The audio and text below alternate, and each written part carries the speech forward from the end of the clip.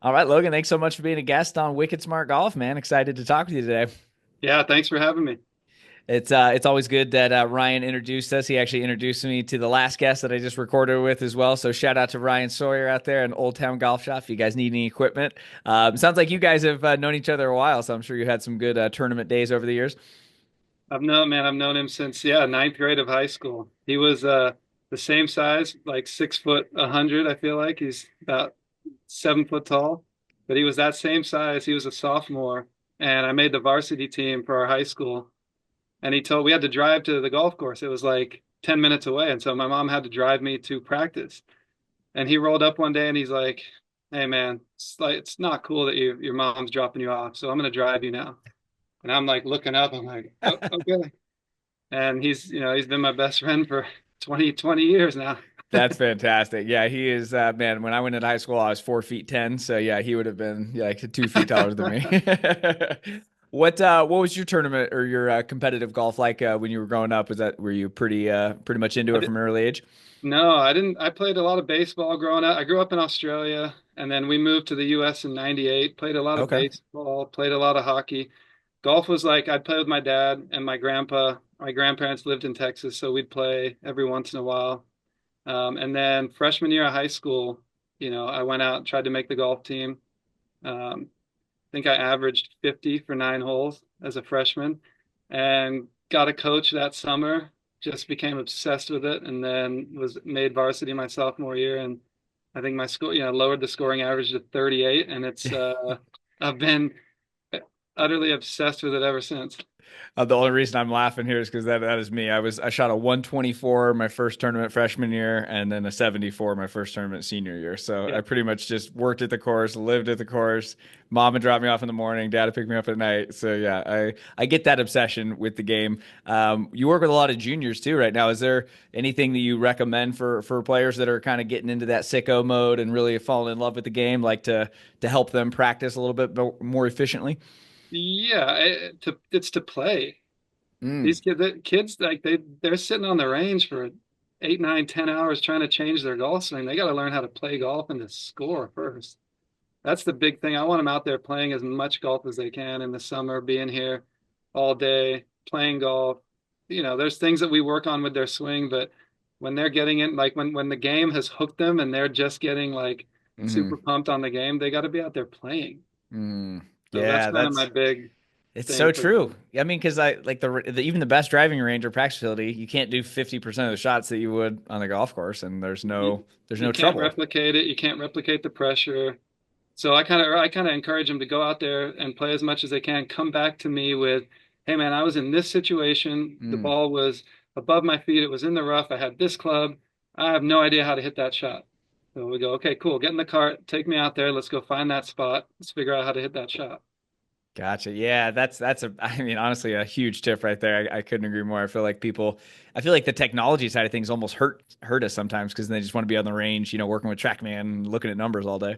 Yeah, we have a bunch of that at the club. We got some good juniors here, and I mean, yeah, they're sitting down there with GC quads all day on the driving range, and I think it's great information if you use it the correct way, right? Hmm. I think it's amazing to have that data and to be able to save that data and use it for your tournaments, but it's got to be kind of after you've figured out how to play and score. It's got to kind of help you, not just become obsessed with what the aesthetics of the golf swing and the numbers that the screen are telling you. Yeah, very well said. I got kind of squirreled, I guess, on us because I was asking you about your junior golf days, but I had to ask because I know that practice is a big part of playing wicked smart golf, and people can get it wrong sometimes. So I'm glad you said play more golf. What made you realize, like, you got into your mode where you fell in love with it? Were you just like, I'm going to work in this industry? Did you try and go pro? What was kind of that next step for you once were Yeah. done with high school or college? Yeah. So I went up to Santa Barbara and went to Santa Barbara City College and played on the team there for the first semester. And I went to Montecito Country Club up in Santa Barbara. And I went into the shop to try to get a job cleaning carts or cleaning clubs. And there was a guy in there named Chad Bowie, and he's the man. And he was the first guy that I saw in there. And we talked for a while, and he said, "Well, we need some help in the shop. You should come work in the shop." So I was 19 years old, started working in the golf shop at Montecito, And I'm watching him, go play these tournaments, go give lessons on the range, and that's all I wanted to do. And so he kind of showed me the PGA, like, here's what you can do. You can play tournaments, you can compete, you can teach. So that's it. That became all I wanted to do. So I think I became a PGA apprentice. I want to say I wasn't even 20 yet. That's awesome. So I'm 37 now. So yeah, 17 years. Okay, love it. Yep, I was gonna say I'm 37 as well, so I love the commitment to it. And you've been at your course, you said, for 10. Yeah, I've been here for 10 years now. Yep. Nice, nice. What is it like being so close to? I mean, you got so many great courses. I'm sure your course is great. Like right there, is it just a lot of great players and juniors you get to work with? Yeah, we have a good mix of players out here, and then we have a good, we've got a handful of good courses in the area. Obviously, a few times a year the tour comes through, and so we had the U.S. Open last, or maybe it was 2 years ago.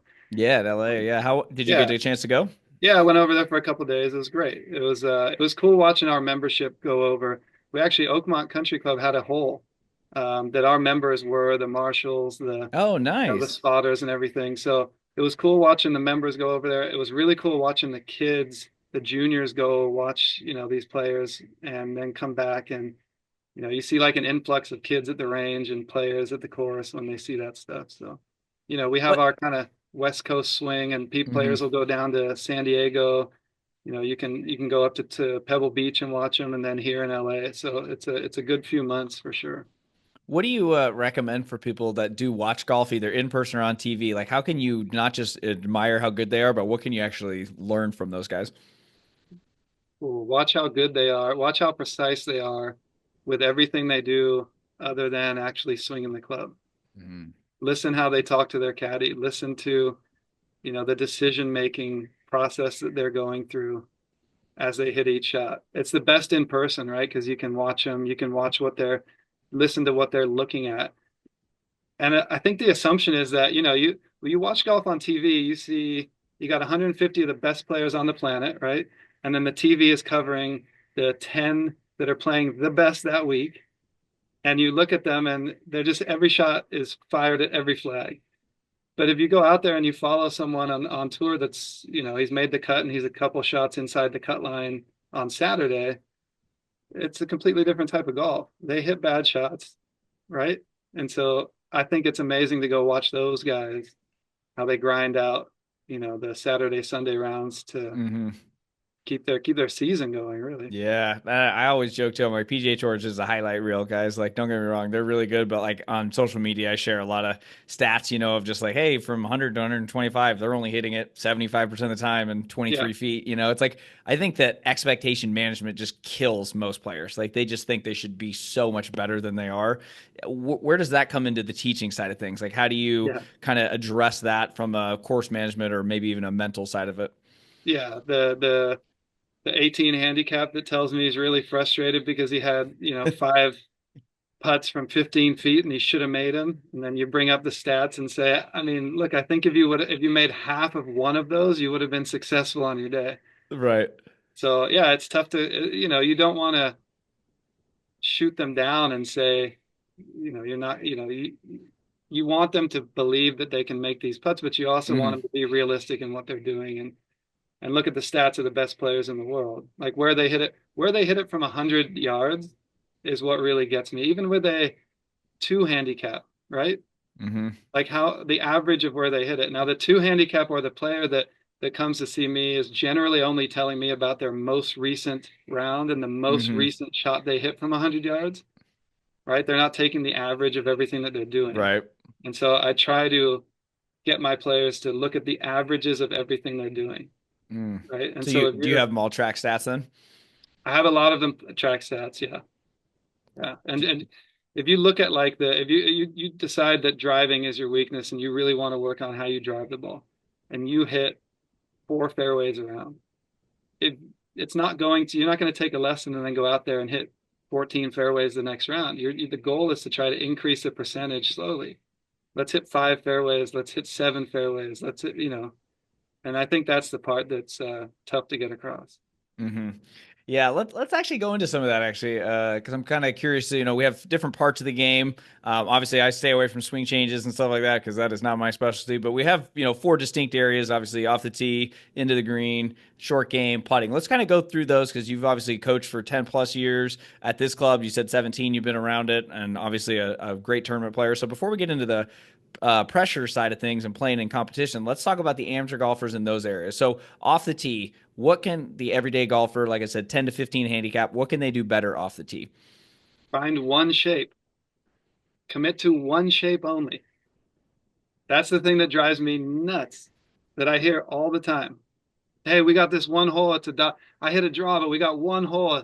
The dog leg. It's a dog leg right, and I want you to show me how to cut it. Just lay up, man. Don't hit driver. You have pick one shape. Get really good at one shape. If the hole When I doesn't suit it, don't hit driver. when I finally learned that 2.5 years ago when I first went through decade golf, I was like, fuck. Like Yeah, I have made so many mistakes, like trying to do exactly what you just said. Oh, this yeah. hole goes right to left. I gotta play a draw. Oh, this hole goes left. Like, stop. I'll Like tell you a it's funny story with that. We have our 11th hole here is a par three. It's like 220. And we have a member here. David Lipsky is a member here. He's now playing on tour. Back then, he was playing on the European tour, and he had won the Omega, I think. So we're out playing, and we get to hole four, and it's a back right pin. And I'm hitting draws. I think David was hitting draws, and I asked him, this is probably 8 years ago, and I said, dude, if this is like 17th hole of a tournament, like how are you going to get at that pin? And he kind of looked at me, and he's like, hitting a 4 iron, dude. I'm just trying to hit it solid.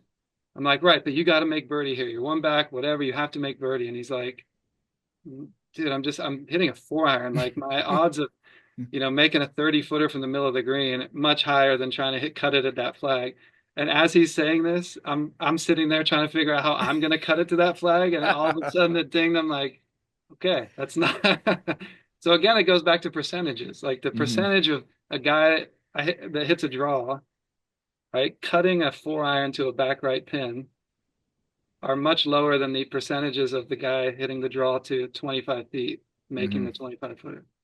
Yeah, I always feel from the mental side too, it makes it easier because you're not trying to like manipulate or change the club or change your path or, just think too much. I hit a fade. So if I try and hit a draw, I'm thinking a little bit more. I feel like just even from that side of it, it just makes it a little bit easier. Yeah, Um, d- 100%.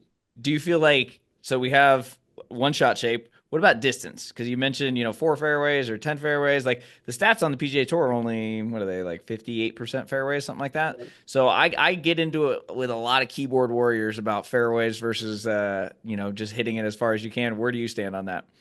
As far as you can hit it. Especially at that level, like it's such a big difference of a guy hitting a 7 iron into a par four than it is hitting a three hybrid into a par four. Hmm. I suppose some of it would depend on the setup of the golf course, Right. right? But um, around here we've got tiny greens, and so being in the rough is a penalty. But honestly, a 15 handicap is probably going to miss the green a high percentage of the time from the fairway with a 7 iron. Hmm. So, Might as well be a little closer and have a 9 iron in from the yeah, rough, right? Yeah. yeah, right. Do you have any of your players do any speed training or doing any like ripstick or super speed or anything like that? Not a specific product. I've got a great relationship with Aaron McGinnis, who runs Aspire Physical Fitness right up the street Mm. here in La Cañada, and he's been an incredible part of my team. And I've got any competitive junior that I am coaching has a program with him, right? They have I mentioned I think earlier a program with Rick Sessinghouse. And so the team that I work with, I kind of put the speed stuff, other than the technique portions of it, obviously, Hmm. but Aaron does a ton of that Okay. stuff. Gotcha. Yeah, I was gonna say shout out to Rick Sessinghouse. He was awesome, awesome guest earlier in the year. I guess this will come out in 2025. But Yeah. yeah, super good guy. So we got driving. I feel like pretty good. Any equipment before we move in? Do you feel like any players use the wrong shafts or wrong club heads? Obviously, they should go visit Old Town Golf Shop if they have any Here we issues. go. But do you see any like common tendencies with players? Yeah, they need to go to Old Town Golf Shop and get fit for a Callaway driver. You're Callaway. I'm a I got my Titleist hat on, but that's just the ball. I'm a Callaway driver. I got the Callaway and the Callaway Mini, dude. I got rid There of we three go. wood. I'm just rocking two Callaway drivers. There we go. No, Do you, they have to get fit for sure. I mean, watching players, come down to the range and go through driver issues and the amount you can change from just obviously angle of attack stuff, mixing it with the dynamic loft and how they're using it, and then the spin rate that they're putting on the ball can help mhm. for sure. Do you think that they play too much loft or not enough loft or like any shaft stuff, or it's just go get fit? So I think it's a couple of things, right? I think the majority of what I do for that handicap range is Hmm. I'm trying to fix a peeling slice, right? So the majority of that player is hitting down and left. So when they go get fit, they're fit into a 12.5 degree driver to get the thing airborne. It looks pretty. They sell a driver. Um, I feel like once that gets moved around and you're able to kind of change that pattern in the player, Hmm. the goal should be, hey, with the player, our goal together is to make this the wrong driver for you. If you're moving the path to more neutral, you're hitting a little bit up on it. This 12.5 degree is going to produce way too much spin. Let's try to work on the golf swing so that this driver is wrong for you. Then we'll put you in something that produces the right numbers for what we want. Gotcha. Okay. So we got the driving. I feel like off the tee, I think if people just follow that alone, they'd probably shave a few shots. What about Yeah, into the green? Still recommend one shot shape? yeah, yeah, absolutely. One shot shape and the middle of the green. Hit the ball to the middle of the green. Yeah. It's so boring, but people just refuse to do it. And I'm like, it would help so much. I know. If we specifically at our course, again, tiny greens, if you hit it to the middle of the green, I can think of one, maybe two holes here where if you were in the middle of the green, you'd have more than a 20-foot putt. So if you hit it to the middle of the green, Hmm. you're going to have some pretty good looks throughout the day. I feel like too, like there's a secret, like, we love stats and we love all the numbers and stuff, but there's also like a thing where to me, if you just hit more greens, even if you got 25, 35 feet, like you just get the green speed better. So then you start to like, just get more comfortable. If you're hitting like every other green or every two greens, it's like you feel like you have to force it in because you're like, oh man, I don't know when I'm gonna hit another green. And then you also like just don't really know the green speed as much. Yeah, absolutely. Everything kind of domino affects the pressure, right? So if your short game's a little bit off, then the pressure comes to the iron game, right? Hmm. So you got to hit more greens because you don't want the short game to be exposed. So yeah, I feel like, man, if you hit it if you told me I could go play a tournament right now and I hit 18 greens and they were all 30 foot, Yep. that'd be hard to turn down. Yeah, it's just funny how people make it so much harder because we just think like, oh, I finally hit the fairway. I'm feeling good. Now I gotta fire at the flag, and it's like, what are we doing here? Yeah, Discipline is key. Do you feel like most players? To me, I feel like distance charts. Most players just don't know their distances enough. Do you think that they yeah, could improve that, or is it just adding more club into the greens, or what's kind of your strategy maybe to help them hit a few more greens and yeah. have some more birdie putts? Get, Getting them to deciphering their actual yardage of what they think they hit the club versus what the club actually carries in the air. Hmm. That's always a huge one that gets me, and it's the guy saying, "Yep, this is my seven. It's a 160-yard club." And hey, we're charting it right now, and it's carrying 145. It's going 160, but it's carrying 145. I did an article for Vortex Golf. I don't know if you've heard of Vortex yet. It's a I haven't. great rangefinder company. Um, and I did an article for them about the same thing, looking at front, middle, back, looking at carry numbers, right? And what percentage of the players don't know how far they carry their iron. Hmm. It's shocking. I mean, what kind of data did you have? Did you have anything that you were like? I mean, I would guess I would love to see like like an Arcos golf study on just missing short versus missing long. It has to be 70% at least Yeah, short. yeah, totally. Yeah. And I think it would be less like you'd take that data and say, okay, if there's no bunker short, Hmm. I think that then, hey, we're hitting the yardages, we're hitting some greens, but majority of the time, that thing is flying in there at 145 and it's landing in the front bunker. Hmm. Part of the other issue with that too is then the player goes, oh man, I'll take my 6 iron, and 6 iron comes in chest high, and then only carries 150, and then skips out the back door. So it's a tough, you're trying to find carry numbers, but also trying to make the carry numbers Hmm. actually playable on a golf course. Yeah. Yeah, So it's no, just knowing your data, I feel like can help. I know we talked about playing more golf earlier, but it's like spend some time and like map that stuff out. And like I have my yardage card here. It's like just have one, I just wish everybody just had their distances, yeah, and they just even though I know mine pretty well, I'm like just to kind of have it.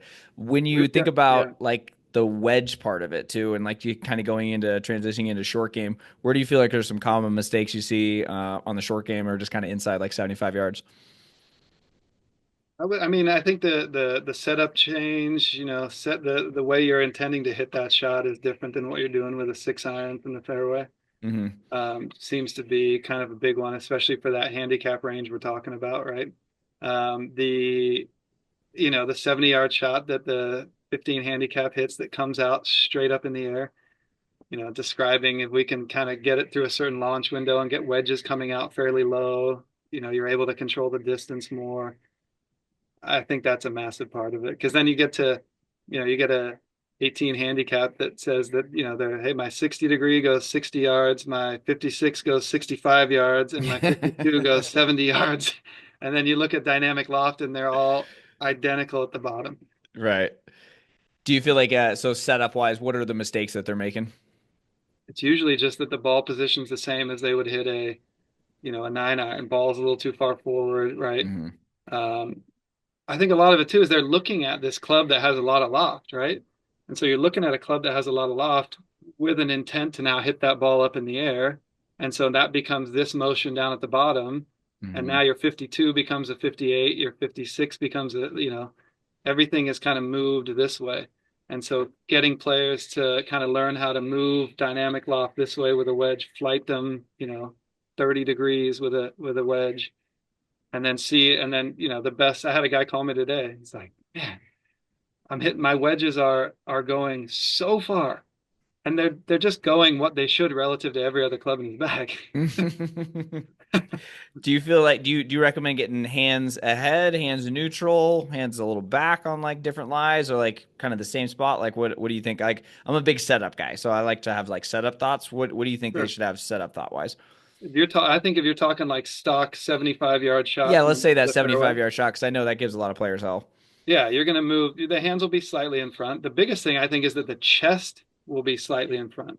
So That's the chest thing. not open, so or Not more like open, over it. not open, but a little bit of left bend, a little bit sitting in front of where the ball is, right? Getting the low point to move forward Hmm. rather than like I'll see everything really neutral, right? And then the player's got their hands jammed forward because the ball's forward. And so Mm. they do that and it tilts the spine to the right. And they're either hitting a foot behind it or again, it has 60, 70 degrees of lob down at the bottom. Right, So right. moving kind of what they're doing setup wise with the sternum tends to be more beneficial than anything. Yeah, that's very true. I'm thinking I unfortunately thinned a wedge in a two-man tournament not too long ago, and I'm like, I think I just had the ball too far forward, and I don't feel Yeah. like my chest was there because it wasn't really a swing thing. I think I just an old habit there. I had Charlie Belgian on, who Ryan obviously knows Yeah. very well. I'm sure you probably know him, but that was one of the things he said. He's like, man, I want everyone to have their wedge pretty much off their right foot. Like it Yeah. just if we can just get that ball position back. It just Yeah. makes such a big difference. And Anything short? Oh yeah. I would move ball position not really even relative to feet. Mm. You can get fooled with that where you've got players that they'll look down at where their feet are relative to the ball and they'll say, "Dude, the ball's back. Look at my feet." But Uh-huh. then they've got the chest in a position where the sternum is equal to or behind the ball, right? Oh, okay. So I think playing, figuring out where you're playing it relative to the sternum is equally, if not more important than what the feet are doing. So where would we for the 75-yard shot? Where would we want our sternum then? I would want it maybe half inch on or a half inch behind the sternum, right? The Assuming that ball. the So the sternum slightly. So the basically the buttons on your shirt. buttons on the shirt, because then again, that's assuming that the player is going to move left as they're hitting the shot, right? Hmm. Move that low point in front of it. But so you can have a player with the ball back in their stance. They're in this, maybe the grip is cranked under like this. They're in this massive right bend, and their sternum is Yeah. now right behind the ball, and they're going, man, it's off my back toe, and this thing's going straight up in the air. So Okay. I think Never. that where the sternum is relative to ball is pretty important. Yeah, I never really thought about that as much. I was just thinking about in the ball position side of things, but now I got to watch some of my old face on videos and see what was going on. Yeah. Okay, so we got wedges. What about just around the greens? Do you have any like are you trying to hole every chip? Or are you trying to lag it close? Like do you have any like kind of just easy strategies for those players? Because I feel like right around the greens we're just giving up a lot of shots too. Yeah. Yeah.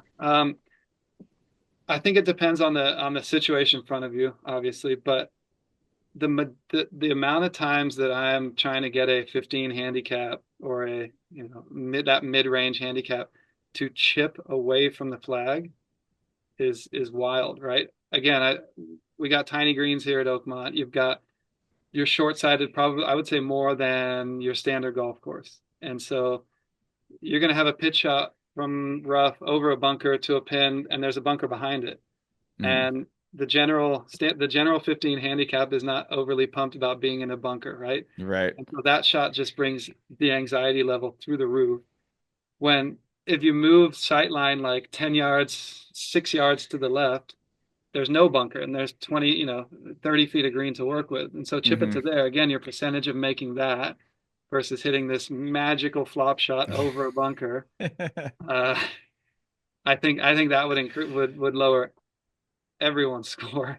Yeah, that's a really good tip right there too. I feel like people just let ego get in the way so much, and then like you said, then they flub it. Now they're in the bunker, and again, the stats show that amateurs, even scratch golfers, just really struggle out of the bunker. So then you got that. And now all of a sudden, could have been bogey. Worst case, now you got double or triple, and then all hell can break loose.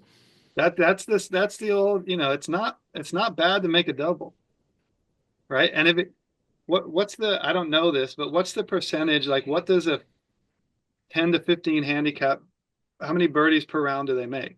Oh, not even one. Okay. So if you're a 10 handicap, let's say you're going to make a maybe a birdie around.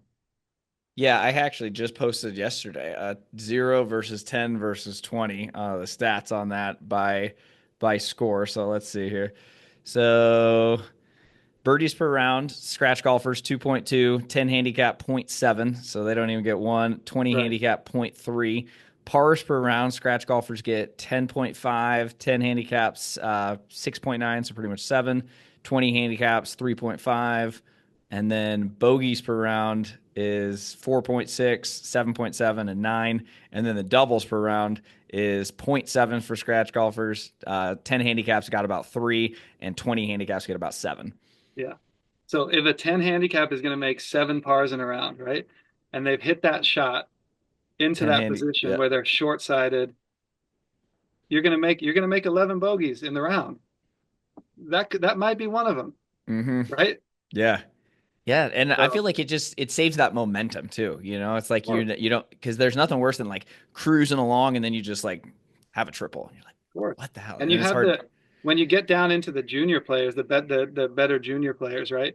They Hmm. have this, a lot of them have this mentality that if let's say they bogey the first hole, well, now they're going to shoot one over.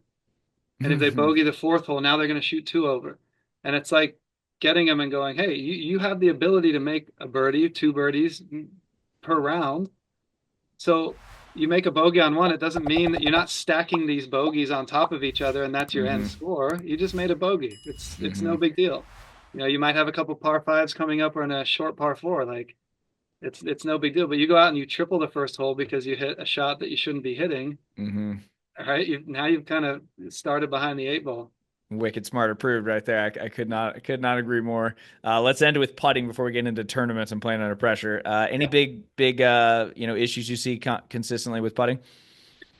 Yeah. I mean, well, I guess just hitting it in the middle of the face. Just I don't basic, think just like just that's it. making Like yeah. I feel like if a 15 handicap hit a 7 iron off the toe, they would probably assume that it's going to go shorter than if they hit it in the middle or if they hit their driver off the toe. but they have no clue when they hit a putt off the toe or a putter off Mm. the heel, and they don't then equate that to that it should go shorter, longer, it's going to be offline, right? They're not really aware of what they're doing with the contact. And so the hitting a putt in the middle of the face is massively important. Hitting a putt that starts somewhere in the general direction of where you're intending it to hit. Do you have a favorite training aid or drill that you recommend to improve the face contact? The two tees, you've seen it where you put the two tees there, the ball in the middle, moving the putter that way. Using Dr. Scholl's foot spray. Mm. You ever seen that, right? Spray Oh the yeah. face, hit a 20 footer, you get a perfect little imprint of where contact was. Um, I think a lot of times too, when you change the player's ear to what the middle of a putter sounds like. Mm. I Never mean, thought about that. you would know the sound of what if you intentionally hit one off the bottom of the putter, like you would know, I would know Mm-hmm. what that sounds like. Mm-hmm. And then you get the sweet spot, and all of a sudden a 15 handicapper is like, dude, this thing is coming out fast. So I feel like if you can change their ear to what the middle of whatever their putter is, whatever that actually sounds like, all of a sudden they're chasing something. They have an intent, right? They're trying to hit Mm-hmm. the putt in the middle of the face.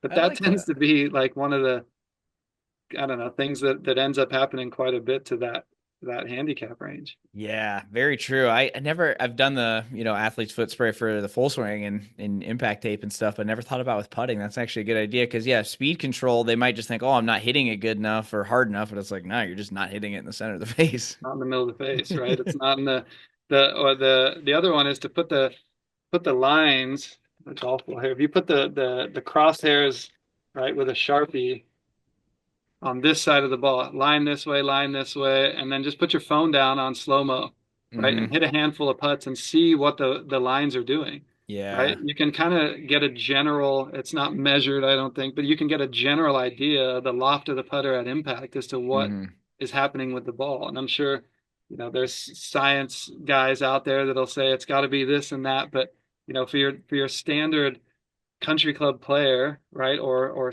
golfer, you can use crosshairs with a Sharpie Mm-hmm. and just see what the ball is doing. See if the thing's jumping off the face. How long is that thing taking before it's rolling, Yeah. right? And it's going No, to give you an idea of the loft of the putter. that's very true. I like the slow motion with putting. I'll do that sometimes. Like I was hitting down on it too much at one point, and I saw it kind of hopping, but like Yeah, you can't really see it sometimes. So I just put the phone down. Like the slow motion feature can help a lot with the putting side of things. yeah, All really good stuff, man. I'm excited for people to apply some of that.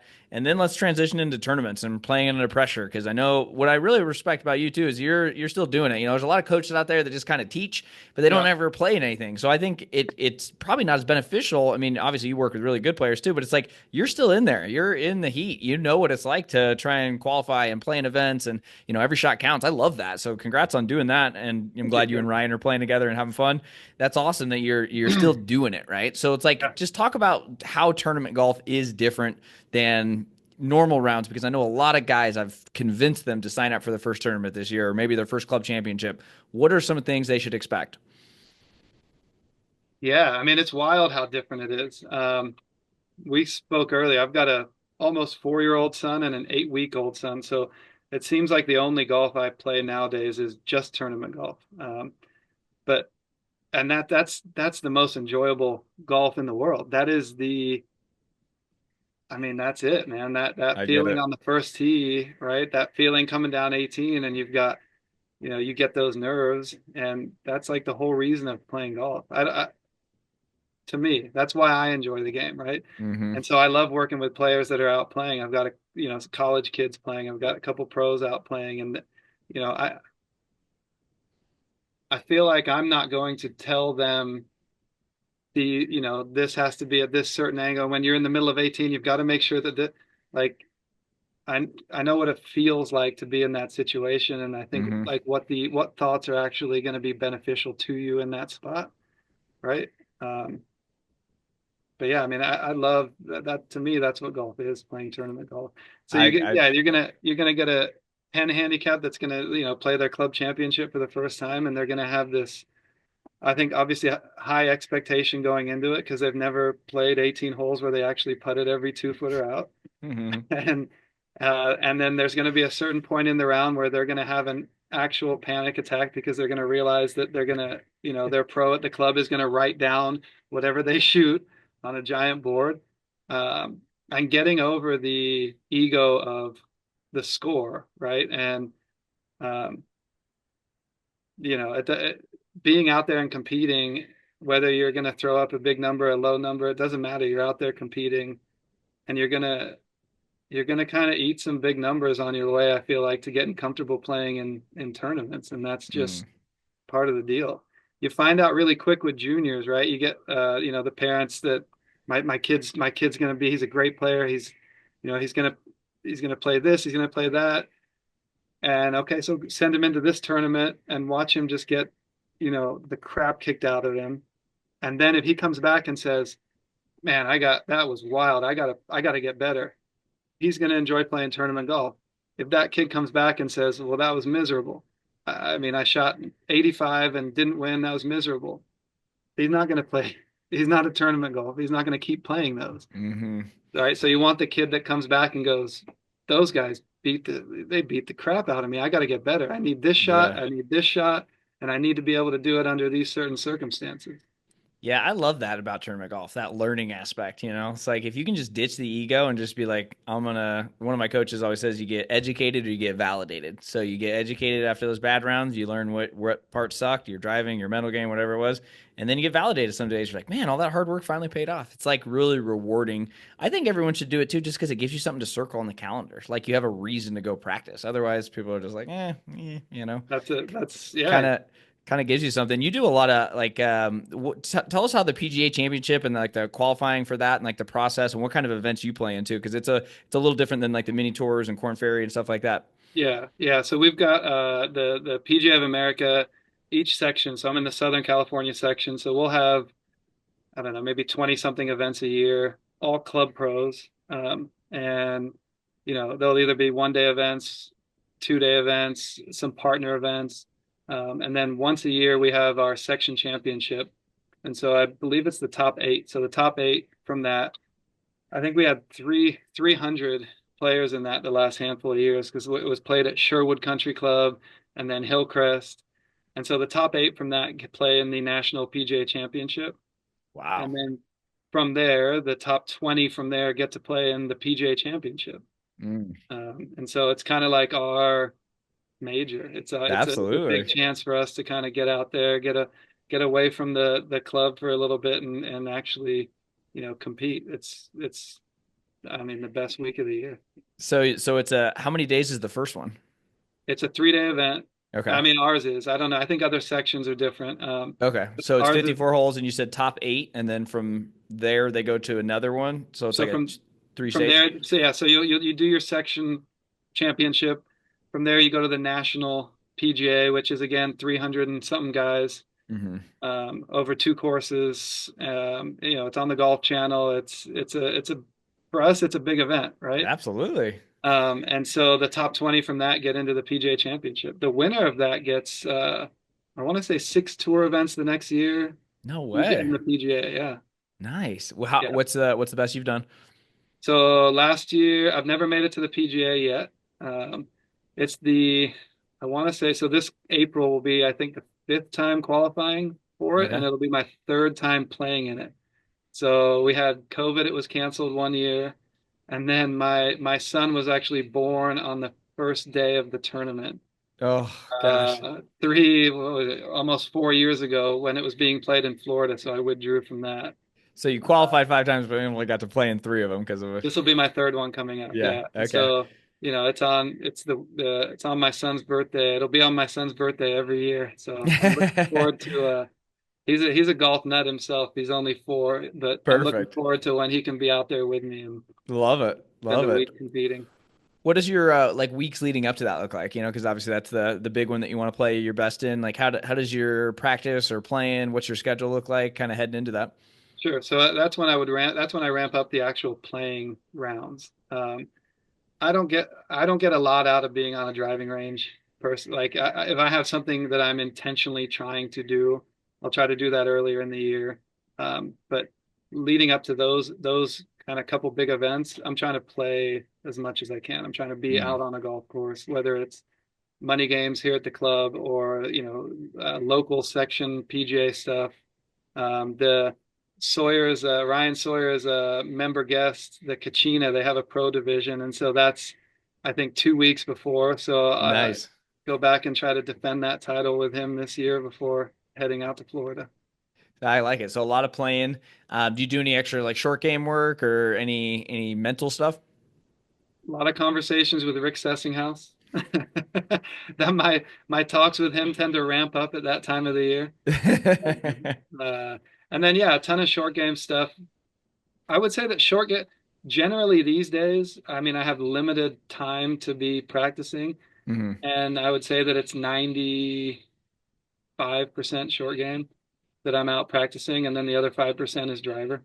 Oh yeah. I mean, I think that's key. I mean, just if you can drive it well and you can get up and down, I mean, that's just huge. And you have so much confidence. Is there anything you recommend for short game practice to make the most out of those sessions? Yeah, make it scoreable, Mm. right? There's a ton of different ways to actually make it scoreable. So you can kind of take your block practice and you get out there and you've got no target and you're just working on fundamental technique. Then leading up to tournaments, it's going to be all measurable, right? So you got games like 21, right, where you're throwing 9 balls randomly around and you're trying to get them up and down. PGA Tour average would be 21. The ladder drill, right? You're throwing out clubs or alignment sticks hmm every few feet, and you're trying to control your landing distance up and back. Um, Things that are measurable is what Like would that. ramp up going into tournaments for sure. Yeah, like that. That's awesome. What about during the events? Do you have any things like do you carry swing thoughts with you or swing feels? That's always an interesting topic. I feel like everybody has their own kind of process there. Yeah, man, I've been riding one swing feeling for about, God, I want to say 5 years maybe. Nice. Clearly working, right? It's been good. It's funny because it's a swing feeling that if you watched my swing on video, you would say that you'd say you've never achieved it once, but it's a it's a it's a feeling that gives me a certain ball flight, Okay. and that's what I'm looking for going into tournaments. I want to know that the ball's just going one way. Mm, That's it. Like I don't really going into an event. I don't really care how much of that is happening. For me, I want everything to be moving to the left, which I okay. think is a probably a low percentage. I would say I'm on the low percentage of that now. I think most players are going to want to see ball going right when you get hmm into that professional level. But for me, I want the thing moving left. And so going into an event, I want to know that it's going left. And then as I Okay. get closer to that date, that's when I can kind of start to control how much left everything's going to move. Yeah, yeah, I like that. What about? I know you said you work with Dr. Rick and you know had him or refer him when the you're with the mental side of things with coaching and stuff with some of your juniors. Well, obviously you're in the middle of the round. You can't call Rick, can't call me. You know Yep. to get some. So what are some things you think about like when things aren't going well? You know, because we all get off to some slow starts or bad starts. What are some maybe mental hacks you've learned or try to remember throughout that? Gratitude. Gratitude is and this is like, I mean, this is like a page of Rick's book, right? But I don't know how many years ago it was, but I played the Australian or the New South Wales Open in Australia. It was an Asian tour event, and you know, the plan going into it was like, how cool is this? And I grew up in Australia, right? So how cool is this that you get to go back there and play a professional event? And so when inevitably when something is going bad or when you're feeling like you're on moving downward, you got to stand there and say, like, how cool is this that I've flown across the world and this is what I get to do, and right, and that kind of brings me back to it kind of tends to recenter me, and whether it's just a kind of a soft bogey or whatever happened on the previous hole is like, man, this is pretty cool that this is what I do for a living, right? Like I love what I get to do. I love going to work every day, and I think hmm that's part of it. I love it. That's the first chapter in my first book there, Attitude of Gratitude. That's Yeah. because it's easy to just get pissed off after you play bad or not playing good. And it's like, man, people would kill to have the money, the time, the health to be able to do it. So I love that you brought that up. Yeah. Anything else you do when things are going well? Because I think that's almost just as challenging for sometimes when you're like, oh man, I'm 3 or 4 under after 5 or 6 holes, like I'm playing good. What do you do to kind of keep the foot on the gas? Yeah. Well, reminding yourself that you got to keep the foot on the gas because it's different these days, man. Everyone goes so damn low.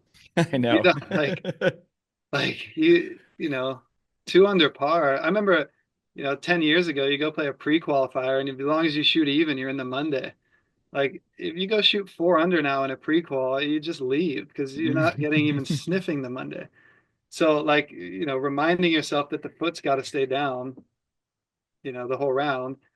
Um, I think it's the same thing. It's the gratitude. It's going still, you're using gratitude, but maybe more in a process format, I guess, right? Like you've gotten to this, you're a handful under, and you've gotten to this point because you've probably done a really good job of sticking to your process and your routine. So there's no reason why that would change, right? You've, I would hope that a player at that level would have a game plan, right? I've played my practice round, and I know that on what this hole that this pin is going to be dicey, and I'm going to play to the middle of the green, whether I have a pitching wedge or a 6 iron in my hand, and not getting to 4 under par and starting to go at that flag. It's just Hmm. it's all planned out. It's all routine. I think that's the thing that kind of keeps the hot rounds going. Yeah, gotta have the routine. I couldn't agree more. With that side of it, how has your routine evolved over the years, or is that something you feel like has just been the same thing? I know you said you've been riding the swing field for 5 years. How's the routine playing? The routine, yeah, routine is it's been the same. It's a I use counting. I I mean, do I think too. so. I've got seven. It takes me 7 steps to hit a ball, Okay. right? And So so you're counting actually the steps, not like a countdown in your head. so it's not a timed thing. Yeah, it's just the steps things that I feel are vital for me to execute the shot. I mean, Hmm. and it's like the most basic. It takes me 3 steps to get to the ball from where I start. Like I Hmm. have to take those 3 steps. Hmm. I have to put the club behind the ball. I have to set my feet. I have to check my target, and I have to pull the trigger. Hmm. And those are the 7 things, right? That's like my safety blanket when I'm standing there going, "Oh, when the lights come on, that's my safety blanket." Hmm. Like I can, Yeah. I'm not the smartest guy in the world, but I can count to seven.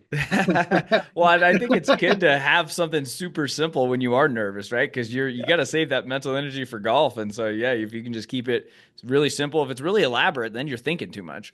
yeah, Yeah, love it, man. Well, before getting into the last question, I like to do some rapid fire questions. You got a few minutes? yeah, yeah. All right, perfect. Favorite drill on the range or training aid to just help straighten out the ball flight? Ooh, alignment stick at 45 degrees towards your target with the ball here, So hitting shots you have to underneath swing it, underneath it. hitting shots underneath it. I remember actually doing that with Martin Chuck, or at Martin Chuck's place with Ryan when he was Yeah, coaching there, and that was a hard drill. I like that yeah, one though. yeah. Yeah. Okay. How about if you had a round you could play with any golfer, who would it be? Oh man, Augusta National with my dad for Nice, sure. nice. Favorite golf course you've had a chance to play? Ooh, Seminole, Pine Valley. And number one would be Barnbougle Dunes in Tasmania, Australia. Oh, okay. Haven't made it there Incredible. yet. So, Incredible. favorite club in the bag? Lob wedge. Oh, but haven't heard that one. Okay. Draw or fade? Draw. Okay. And the player that you would like to play with that just haven't when you get in your first PGA championship. Adam Scott. Okay, That's like that. easy. Tiger or Jack? Tiger. Post round meal. Ooh. Celebratory one. It's a good one too. You played well. Steak and Coors Light. Love it. Steak and Coors Light. Yeah. Perfect. Love it, man. Awesome. For the before getting into the last question too, where is the best place people should follow you and learn more about your stuff? Yeah. Instagram is Logan Scott Golf, and my website is loganscottgolf.com.